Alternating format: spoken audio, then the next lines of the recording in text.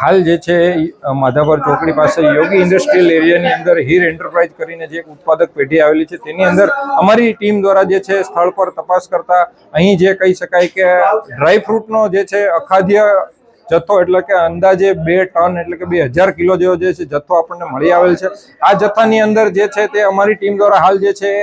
Sample લેવાની કાર્યવાહી હાથ ધરવામાં આવી રહી છે અને ત્યારબાદ જે છે તેમનો સ્થળ પર નાશ કરવાનો પણ જે છે તેમની પણ કાર્યવાહી અમારા વિભાગ દ્વારા કરવામાં આવશે। અને હાલ આપ જોઈ શકો છો કે આ બદામ જે છે તેનું જે છે કતરણ કરી અને જે છે તેનું પેકિંગ કરીને રાજકોટ નજીકના આજુબાજુના નાના મોટા જિલ્લા તાલુકાની અંદર જે છે તેમનું ડિસ્ટ્રીબ્યુશનનું કામ કરવામાં આવી રહ્યું હતું। અને હાલ